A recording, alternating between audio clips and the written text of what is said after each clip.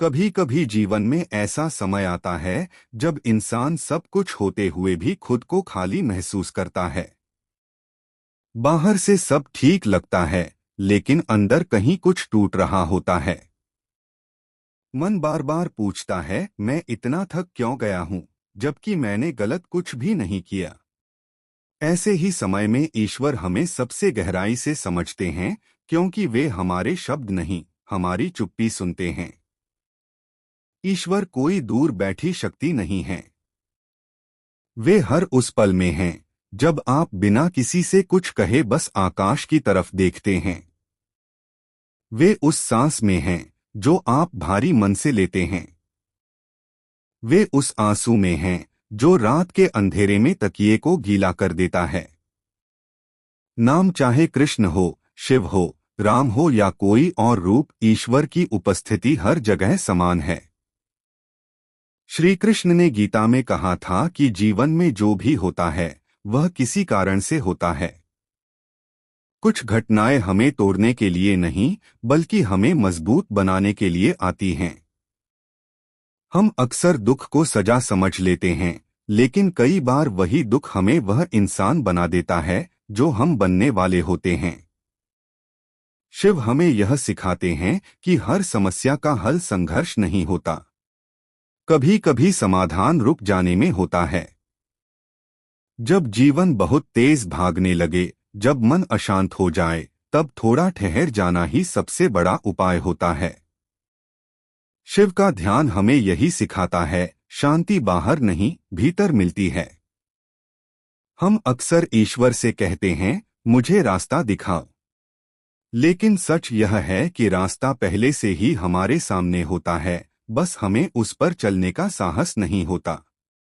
डर हमें रोकता है, असफलता का भय हमें जकड़ लेता है। लेकिन ईश्वर कभी यह नहीं कहते कि तुम गिरोगे नहीं। वे कहते हैं, गिरोगे, लेकिन मैं तुम्हें उठने की शक्ति दूंगा। आज बहुत से लोग खुद को अकेला महसूस करते हैं, जबकि उनके चारों ओर लोग ही लोग होते हैं। इसका कारण यह है कि आज इंसान बाहर की दुनिया से तो जुड़ा है, लेकिन खुद से कट गया है। जब तक हम खुद से नहीं जुड़ेंगे, तब तक ईश्वर से जुड़ना भी मुश्किल लगेगा। ईश्वर हमसे परफेक्ट होने की उम्मीद नहीं करते।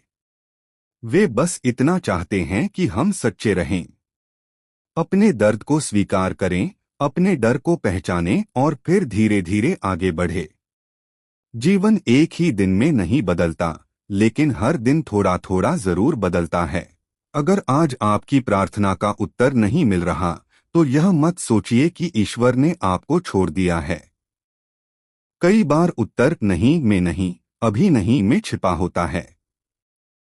समय जब सही होता है, तब वही चीज वरदान बनकर आती है जो पहले बोझ लग रही होती है। कुछ पल के लिए खुद को शांत कीजिए। आंखें बंद करें और अपने मन में उस शक्ति को याद करें जो आपको अब तक संभालती आई है। सोचिए कि इतने उतार चढ़ाव के बाद भी आप आज यहाँ हैं।